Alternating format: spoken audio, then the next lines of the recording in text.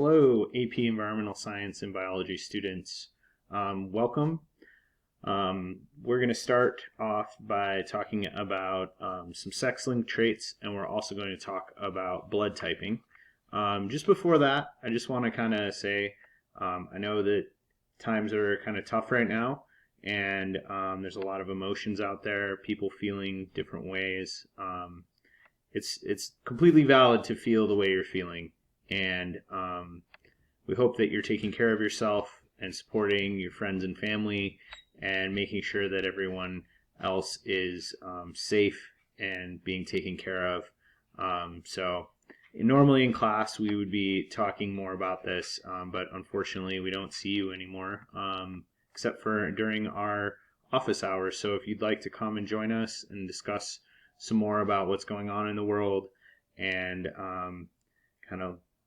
we will be available to talk about that in our office hours at 2 tomorrow. But for right now, let's get back to talking a little bit about sex-linked traits. So when we're talking about sex-linked traits, some important things. So I'm going to break down the first problem that you're going to be doing. It's going to be about colorblindness, which is a sex-linked trait. This is problem number 6 on your review guide, or on your genetics packet that we've sent you. So if you can flip to that, we'll get started there. I've highlighted some important points in case you just don't know how sex is determined in humans. Females have 2 X chromosomes and males have an X and a Y. So things that are carried on the X chromosome, in males you only get 1 copy of it. This is why you'll see a lot more colorblind males than it's pretty rare to find a colorblind female, because to be colorblind, it's a recessive trait, like I've marked here. I used T's, not C's, because capital C's and lowercase c's are hard to tell. So I kind of am showing you that right here. So I would take that note down. So we're going to start off with this first problem, number 6. Colorblindness is an X-linked trait. And the color seeing gene is dominant. So again, the dominant is not colorblind. You can see colors. So Ethan is colorblind and his wife Mary is not colorblind, but her grandfather was colorblind. So that's an important thing there that we'll talk about. First off, let me get this going here. So we're going to put, sorry about that, a little bit of technical difficulties. So you're going to start off with, we're going to put the mother's genotype on top here. And so the mother is going to be X. Now, we'll come back to her in a second because that's a little bit of a question. But so this is mom. Okay, so we're going to put the father over here. We'll put dad here. And remember, dad is an X and a Y. And so for the father, we know that the father, it says, is Ethan is colorblind. So there are no, this trait isn't carried on the Y chromosome. So the only possibility is that he has a little t, and we'd put it like in subscript above the X, like that.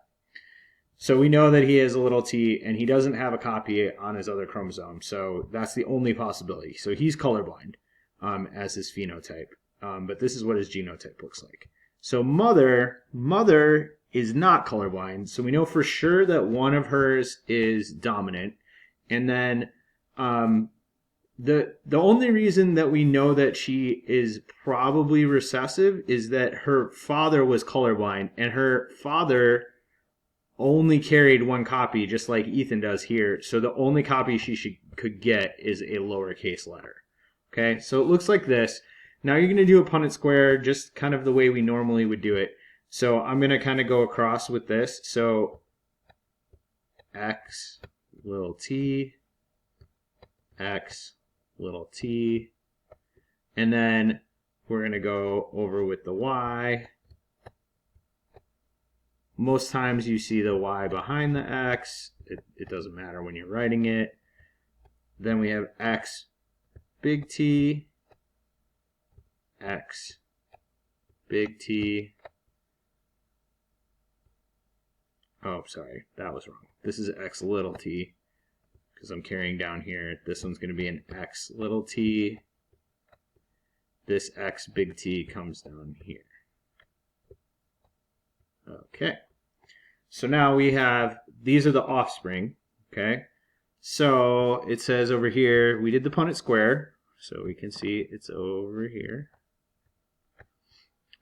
If Ethan and Mary have 8 children, how many of them would you expect to be colorblind? So just based on this, I'm gonna circle the ones that are colorblind. Okay. So the ones that are colorblind would be this one right here. Okay. And let's see. And this one right here. This is 2 little t's. So out of these 4 children, we have 2. So if we had 8 children, we would have 4 of 8. Okay. We would expect would be colorblind. Now, one of the important things to make a note here is that it's a 50-50 chance of them having it. If they're female, they have the opportunity of not having color blindness, like so they can see colors and they have color blindness, and same if they're male. So it's like a 50-50% chance of this. It says use the Punnett square to determine the ratio of children's genes combinations of being colorblind. Okay. Let me scroll down a little. So again, let me pull that back up. Like we talked about it, so males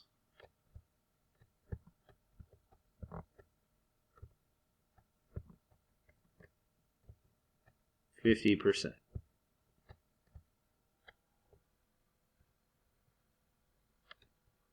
Female, again, 50%.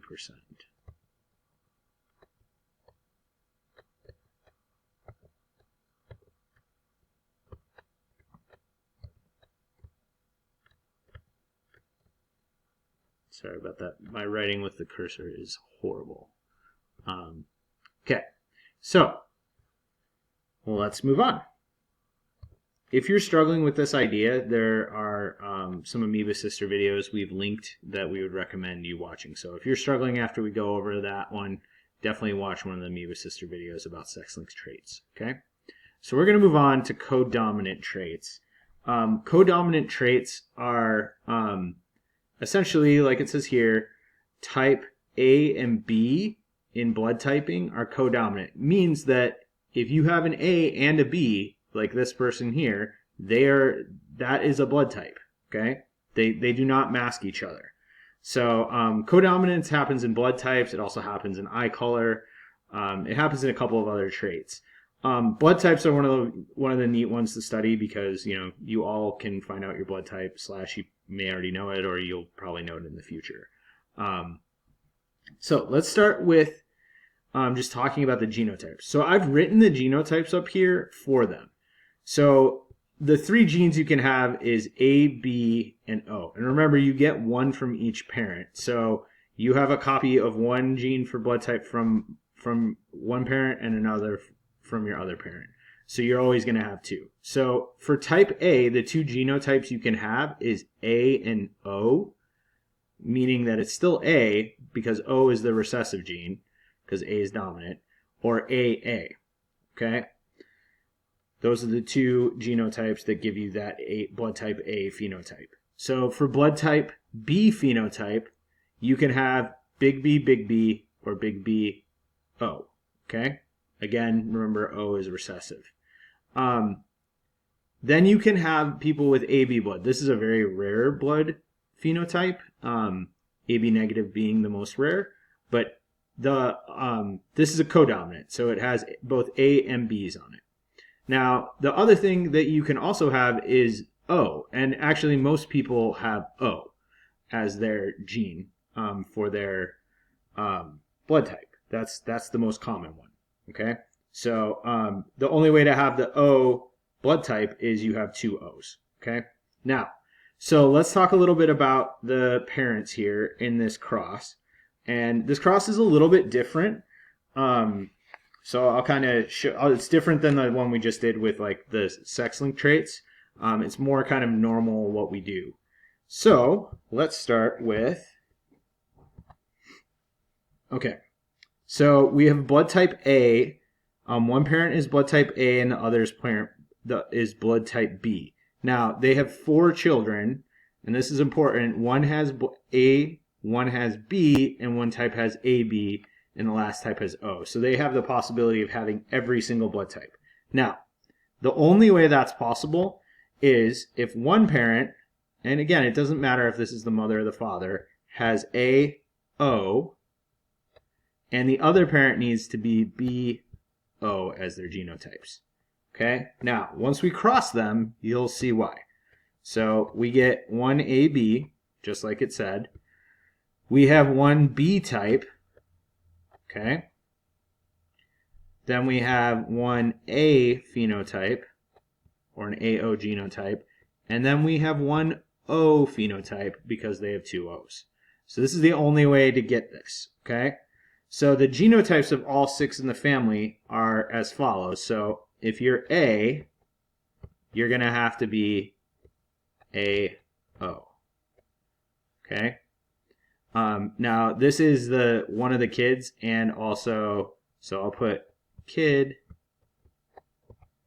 and parent.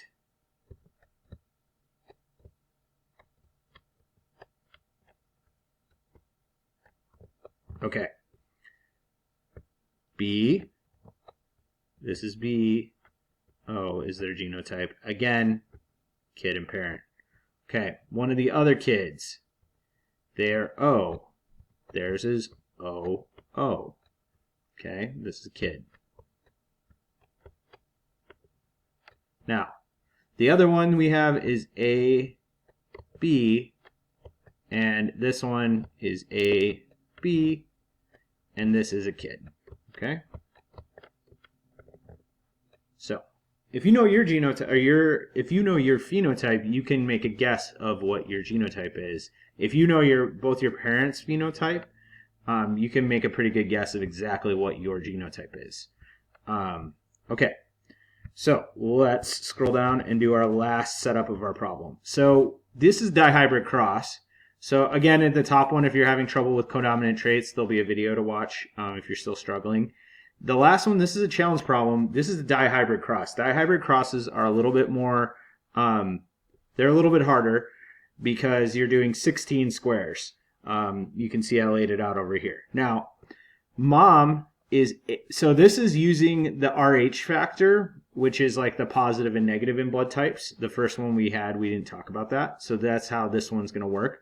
Now, you've got to figure out what all of the possible combinations are for mom and dad. So what that looks like is each one of these boxes is going to have 2. So A and a positive. So I'll put A and a positive here. The next one I'll do is A and a negative. So that's one combination. The other combination is a B and a positive and a B and a negative. So what this would be for mom is this is all of her eggs. So all of her eggs already have these genes on them. Okay? For dad, well, that's going to be sperm. All of these are going to be sperm. And you do the same exact thing I just did. So B positive, B negative, O positive, and O negative is the other combination. Okay, and then you cross it just like you would a normal cross. So I'm going to let you work on that challenge problem. I just wanted to lay it out for you. If you have any other questions about any of these, you can also email us. But there are a whole bunch of Amoeba Sister videos located with this. We want you to stay safe, and we very much miss you in class. And if you need any help or support, please reach out. Email either myself or Miss Brown. I hope you're staying safe, and